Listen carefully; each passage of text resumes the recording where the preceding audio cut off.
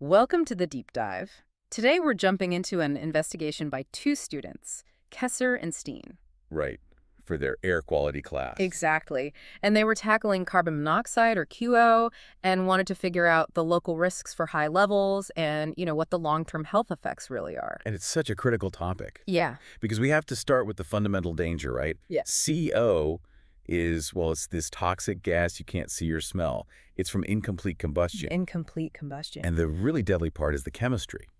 CO binds to the hemoglobin in your blood at a rate that's, 200 to 300 times stronger than oxygen? Wow, so it just completely takes over. It hijacks your oxygen carriers. Yes. Your body's tissues literally start to starve. That is terrifying. And they had that example in their research, the tragedy with the kids at the festival. Ugh. The father brings a hot charcoal grill into the tent, and that's it. That's acute poisoning in the most awful, immediate way. And that immediate danger, it casts a very long shadow. I mean, we talk about high concentrations being fatal, and they are. But we can't ignore what happens to the survivors. The data they looked at showed something pretty shocking, that 40% of people who survive severe CO poisoning get permanent damage to their heart muscle. 40%. 40%. It drastically increases their risk of cardiovascular problems down the line. It's a profound chronic risk that sticks around long after the emergency is over. That is a sobering statistic. So looking at their local data, these CO levels they measured, were they just random spikes? No, not at all. They found very clear rhythms. Rhythms. Absolutely. The sources are tied directly to what we're doing.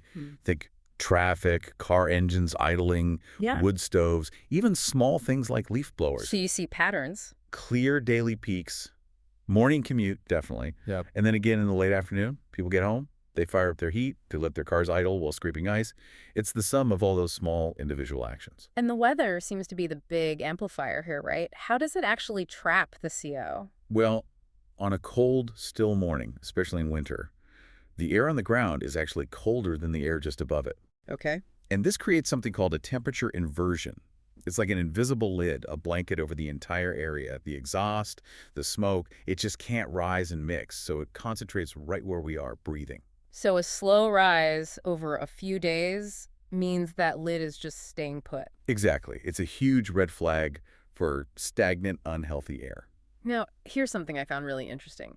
Kesser and Steen noticed that CO measurements were often identical across several nearby towns. Yes. But that's so different from other pollutants. Why is CO regional? That's a great question, and it gets at how different pollutants behave. CO acts as a regional background gas. Once it's up in the atmosphere, it mixes pretty well over a wider area. Okay, so it spreads out, and that's different from, say, particulate matter. Oh, completely different. Particulate matter, which we measure as PM10 or PM2.5. And just quickly, that's basically tiny dust and soot in the air. Exactly. Microscopic stuff. And that is super local. You can have high PM on one busy street from traffic or from a construction site, but a few blocks away, it's much lower. Even wind off the sea, which you'd think is clean, can carry fine salt particles that show up as PM10. So PM's local, CO is regional. So the big takeaway here seems to be that a local CO problem is. It's a combination of things. It's all of our small individual combustion activities, every car and every fireplace, All happening at once. combined with stagnant weather that just locks it all in place. Precisely. And that's why even low-level repeated exposure is something we need to take very seriously. How so? Well, think about professional sports for a second. The UCI, the governing body for world cycling, they actually banned repeated, controlled CO inhalation for training. They banned it. Why? Because of the risk of headaches, chronic fatigue, confusion. It was causing real systemic health issues for the athletes. So even when it's controlled and low level, if it's repeated. It's still a serious health risk. And that just underscores why this kind of local monitoring, the work Kesser and Steen were doing, is so incredibly crucial for public health. We need to know what's in the air we breathe every day. We are continuing our look into this fascinating air quality project by Kesser and Steen. Last time, we sort of set the stage, their initial curiosity about their own neighborhood. Today, we see just how big that neighborhood really is. Their mission started small, just figure out what's in the air where they live. But the data, It immediately forced them to zoom out, way out, to the continental scale, actually, and then right back in on two very, very different kinds of contaminants. We're talking about invisible gas traveling huge distances, and then the very real, very palpable worry about microplastics and local dust. We've got their notes on carbon monoxide as this global delivery system, a really needed reality check on airborne plastics, and then a step-by-step guide on how you can become a citizen scientist. So get ready to find out what the air is actually importing, right over your head. Okay, so Kesser and Steen, they started by tracking CO levels, carbon monoxide. Now, they live near the sea, so the thinking was wind off the ocean should be clean air. That's the logical assumption. But the second they charted their data against wind direction, they saw these huge, repeatable spikes. So if it isn't local, how far is this stuff actually traveling? And that is the central paradox here. It's fascinating, because meadow is a perfect tracer for this kind of long-distance transport. Air quality is almost never just a local issue. The atmosphere, it really functions like this enormous conveyor belt carrying gases hundreds, sometimes thousands of kilometers, even if the wind on the ground feels, totally local and fresh. But where is all the CO coming from then if it's not from right there? Well, CO comes from incomplete combustion. So think of things like inefficient wood stoves, diesel engines. The usual suspects. The usual suspects, exactly. Right. But also shipping, older power plants, waste incinerators. And yeah, local sources say a plant 10 kilometers away, they definitely contribute to their baseline reading. But those spikes, the ones tied to specific wind directions, that tells a story of importation. And the reason CO is such a good indicator for this is its longevity in the atmosphere. Unlike CO2, which is pretty stable or gets used by plants, CO has this remarkably slow self-cleaning process. What does that mean, slow self-cleaning? Is it just floating around up there forever? Not forever, but for a long time. It slowly gets converted into CO2. It does this by reacting with something called hydroxyl radicals. You can think of them as these tiny natural cleansing agents in the atmosphere. Okay. But there aren't very many of them. It's like having a tiny cleanup crew trying to mop up a giant oil spill. The reaction just takes time, sometimes weeks. And until that happens, that CO molecule can travel a long, long way. So the CO gets released somewhere in, say, Central Europe. It has weeks to travel across borders, and because of that slow conversion, it's still perfectly detectable when it gets to them in Scandinavia. That's it, exactly. And these air masses, they often travel high up in the atmosphere in these stable, fast layers that are like superhighways for pollution. They can just glide right over terrain, so even something like a fjord just becomes an open corridor for the air to flow through.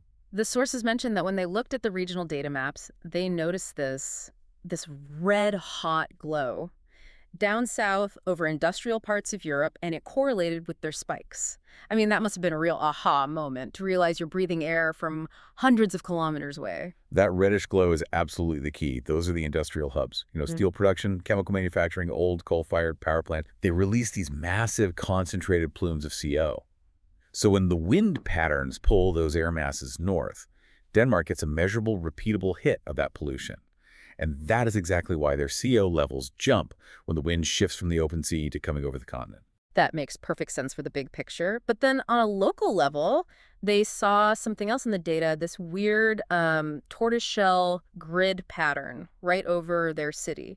How does that connect, that huge continental problem, with this very local geometric pattern? Ah, right.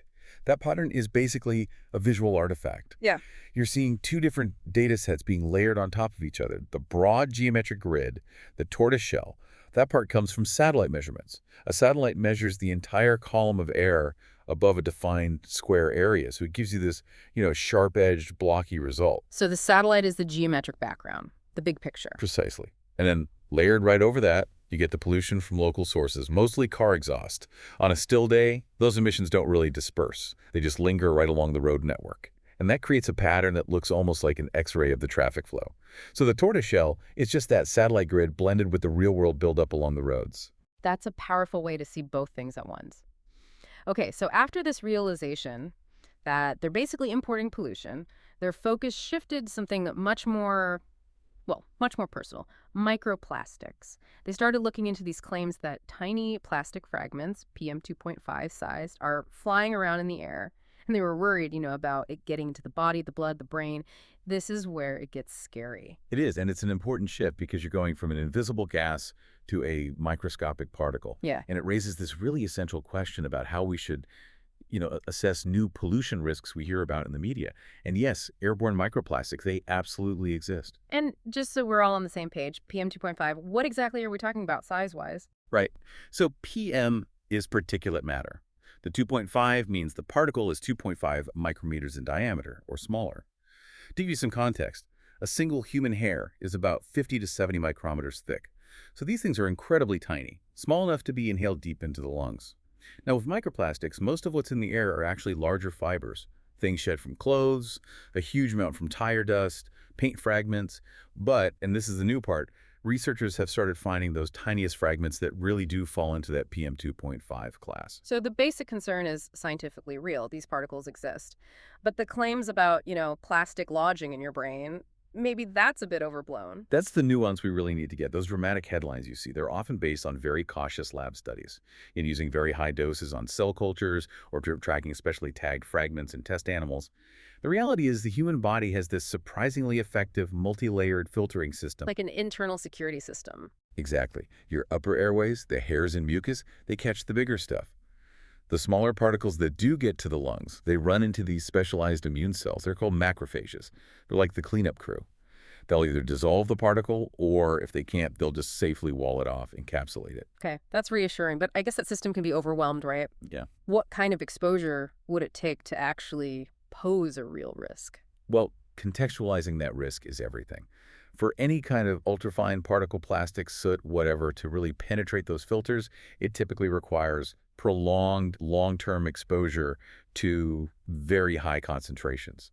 We're talking about living right next to a major highway, or working in a heavy industrial environment, or maybe being in a really dusty, poorly ventilated indoor space with a lot of synthetic materials. So for Kesser and Steen, and for anyone listening, what are the practical things you can actually do? If we know it's coming from tire wear and laundry, how do you minimize that? It all comes down to minimizing the release at the source. That leads to smarter action, not just, more fear. For example, your washing machine. You can install a microfiber filter on the discharge hose. It captures a huge amount of fibers before they even get into the water system. Or even just buying less synthetic clothing to begin with. Repairing things. Exactly. Choose durable, natural materials. Repair things instead of replacing them. And honestly, just being outside in nature, where the air is moving and diluting everything, is beneficial. Understanding this should empower us to act calmly, not just increase our anxiety. Let's pivot completely now. We've talked about pollution we can't see, invisible gases, microscopic fibers. Now let's talk about something Kesser and Steen could see. A massive, visible gray cloud, the one created when they were moving granite fragments at the local harbor. This is a totally different kind of problem. Oh, completely different. And what's fascinating here is just the sheer physics of it. This dust, these are mineral particles from crushed stone. They're heavy, they're dense, they're coarse. They behave totally differently from the fine PM 2.5 we were just talking about. How does that weight change how far it travels? Well, gravity wins pretty quickly. Most of the large grains, they fall within a few meters of the source. It's like throwing a handful of sand. Only the slightly smaller particles, the ones that still look like coarse dust, can float for a few minutes. They might travel, maybe 500 to 1,000 meters, but it really depends on the wind and turbulence. So it's a very short-lived problem, an immediate, high-concentration, local issue. Precisely. It's coarse dust that gets deposited back on the ground very quickly. The health concern isn't about it getting into your bloodstream. It's about the localized nuisance. It's about what it's doing to property and the immediate burden on your respiratory system if you're right there in the cloud. But 500 to 1,000 meters, that's where people's houses are. And if they want to talk to the harbor authority about this, they need more than just saying, hey, there was a gray cloud. They need proof. Exactly. This is where it becomes genuine citizen science. You have to translate that visible, frustrating nuisance into some kind of quantifiable evidence. You have to document what's actually landing on roofs and gardens. Okay, so let's walk through this. If you're listening and you have a similar local issue, construction dust, anything, where do you even start? You start with planning and context. That's the most important part. Pick a specific known event like a day when you know that harbor operation is happening. Then you set up collection points at different distances from the source.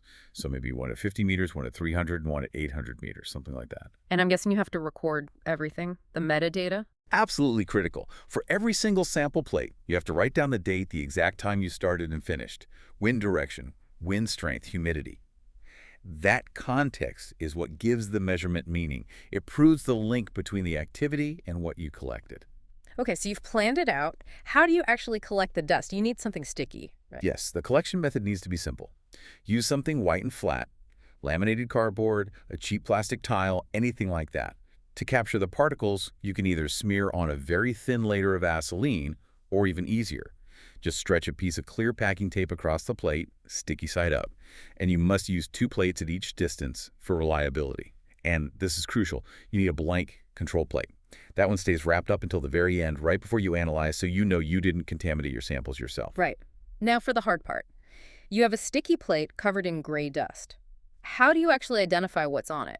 This is the analysis step, and you could do it with a simple technique called a tape lift. You just press a clean strip of tape over the dusty area on your plate, and then you transfer that tape strip right onto a microscope slide. And what can you actually see with just a basic school-type microscope? At a low magnification, say 40x to 100x, you can see a lot. The granite dust will look sharp, angular, often gray, or even glittering, because it's crushed crystal. Soot from exhaust, by comparison, looks dark and round, and fibers will be long and thin. You can compare your garden sample to a sample you took right near the harbor, and if the particles look identical, that's a very strong link. So they've identified it. How do they then quantify it to show, how bad it is and how it falls off with distance? That's the last step, quantification. The simplest way is just to count. You look through the microscope, pick a representative spot, and you count the number of particles in that little square. Then you compare those counts across your distances, the near, middle, and far plates. That lets you plot a curve showing how the dust falls off with distance.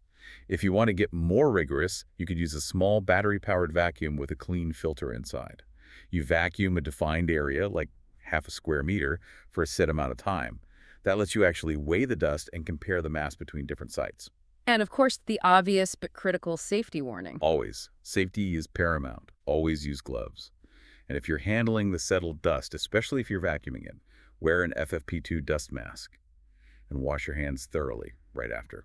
This whole journey they went on, from this continental CO down to local granite dust, it really shows you the power of seeing the environment in all these different layers. You're charting invisible gas from 1,000 kilometers away, you're dealing with microscopic fibers we all make, and then you're documenting a piece of rock dust landing in your garden. And the real value, it's not a single measurement, it's not the shock value, it's establishing the pattern and the context.